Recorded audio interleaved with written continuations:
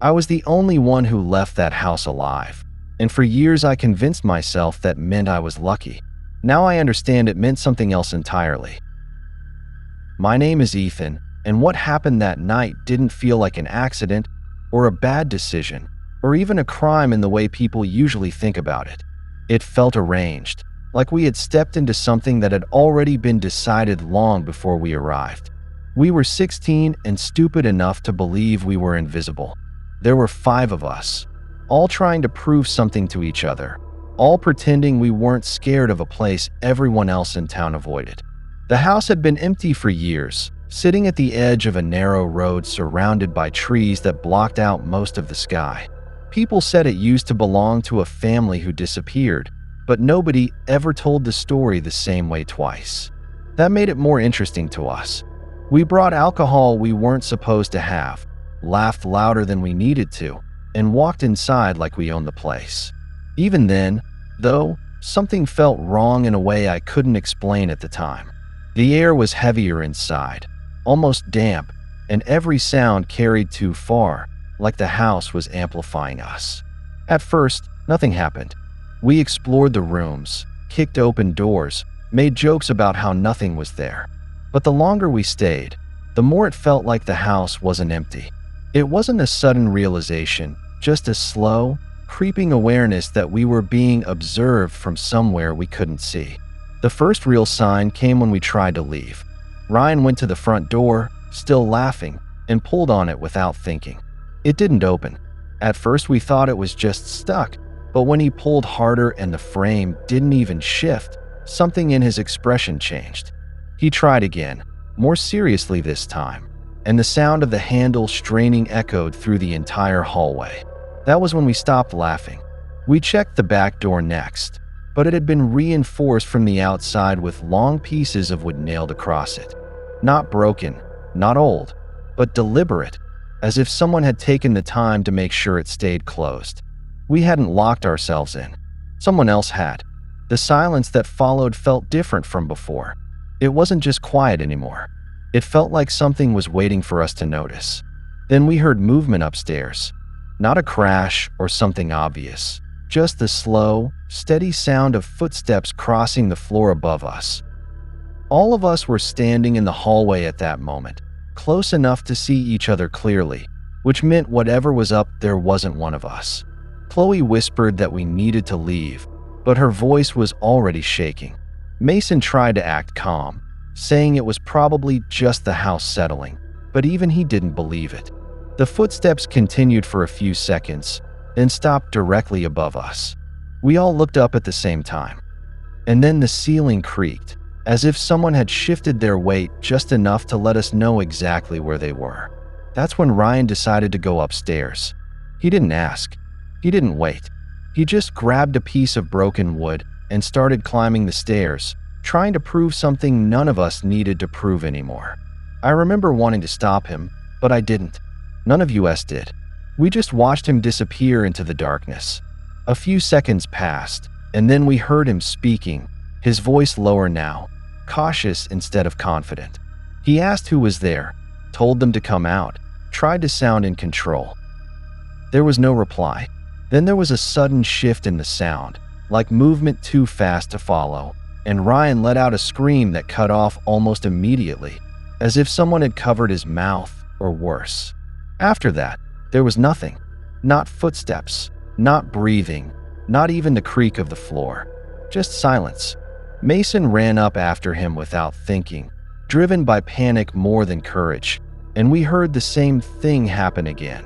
The same sudden interruption, the same unnatural quiet afterward. Whatever was up there wasn't rushing, wasn't making mistakes, and wasn't leaving any chance for anyone to react. That's when Ellie grabbed my arm and said something I still hear in my head sometimes. She said we weren't supposed to find the house, like we had been noticed the moment we stepped onto the road. We tried to leave again, harder this time, slamming into the doors, searching for windows, anything that would give. Nothing did. It wasn't just that the exits were blocked. It felt like every way out had been prepared ahead of time, like whoever was inside had expected us. Then we heard something else. Not from upstairs this time, but but from inside the walls. A slow, dragging sound, followed by what I can only describe as breathing, faint but unmistakably human. It moved along the length of the hallway, stopping behind different sections of the wall, as if it were following us without needing to be in the same room. Chloe broke first. She ran toward the living room, calling Ryan's name, then Mason's. She didn't get an answer. Ellie followed her, and I stayed where I was for a moment longer than I should have, trying to understand what we were dealing with. That hesitation is something I still think about, because it meant I heard more than the others did. I heard a second set of footsteps above me, and then a third. They weren't alone in that house. By the time I moved, Chloe was already gone. I heard her scream from somewhere deeper inside, not sharp and sudden like Ryan's, but drawn out, terrified, as if she had time to understand exactly what was happening to her. Ellie's voice followed, then stopped just as abruptly. I didn't go after them. I couldn't. Something in me had already realized the truth.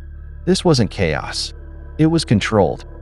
Every movement, every sound, every moment of silence felt timed, like we were being moved through the house exactly where they wanted us. I backed into the dining room and hid beneath the table, pressing myself into the shadow and trying to control my breathing. That was when I saw the carvings on the underside of the wood. Names, dozens of them, some cut deep, some barely visible, layered over each other in uneven lines. And at the bottom, carved more cleanly than the rest, were 5 names. Ours. Not scratched in a hurry, not half-finished. Complete. Placed there before we ever walked in. I didn't understand how that was possible, but I understood what it meant. We hadn't been trapped. We had been expected. The footsteps eventually reached the dining room. I could hear them clearly now, slow and deliberate, stopping just a few feet away from where I was hiding. There was no search pattern, no hesitation, just the quiet confidence of someone who already knew exactly where I was. When he crouched down, I saw his face for the first time. There was nothing remarkable about him. No anger, no excitement, no visible emotion at all. That absence was worse than anything else, because it made everything feel routine, like we weren't special, just another part of something he had done many times before. He didn't grab me immediately. He just looked at me for a few seconds, studying me the way someone might look at an object they were deciding whether to keep or discard. Then he said, very calmly, that one of us always leaves. I didn't wait for anything else. I ran. I don't remember the exact path I took, only the sound of something moving behind me, not fast enough to catch me right away, but never far enough away to feel safe. I found a broken section of the wall near a window, forced my way through it, and stumbled outside into the dark. I kept running until I couldn't feel my legs. The police never found my friends. They never found the men. They said it was trauma, that my memory filled in gaps with things that didn't exist, that houses don't work the way I described. For years, I tried to believe them. I avoided that road completely. I avoided anything that reminded me of it. I moved, changed my routine, stopped talking about it altogether. Eventually, people stopped asking, and for a long time, nothing happened. That's what made it easier to pretend. Until about 6 months ago, I was at work, doing something completely normal, when a new coworker started. I didn't think anything of it at first. People come and go all the time. But later that day, we ended up in the break room at the same time, and he started making conversation. Just small talk at first. Then he asked me where I grew up. I told him the name of the town, and he paused. Then he said he used to drive through there sometimes, years ago. Said there was an old house out on a dirt road that people talked about. I felt my chest tighten, but I didn't say anything. I just nodded and tried to change the subject. But he kept going. He said kids used to sneak in there all the time. Said they thought it was empty. Then he looked at me, and there was something about the way he held eye contact that made it hard to breathe. Then he said something I haven't been able to forget since. He said, "They always think they found it themselves." I didn't respond. I couldn't. I just sat there, trying to keep my expression normal, trying to convince myself it didn't mean anything. But then he smiled slightly and added, 5 is usually enough. I left the room immediately. I didn't go back to work the next day or the day after that. I told myself it was coincidence, that I was overreacting, that I was connecting things that didn't belong together. But the more I tried to ignore it, the worse it got, because I started noticing something else. Small things at first. People at work mentioning places I had never told them about. A car slowing down near my street at night, not stopping, just passing slowly. And then, a week later, I saw him again.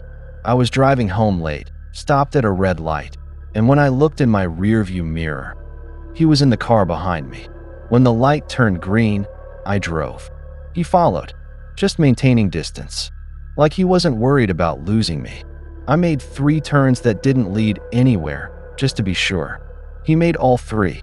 When I finally pulled into a gas station, he kept driving, didn't stop, didn't look back, just continued straight, like he had already gotten what he needed.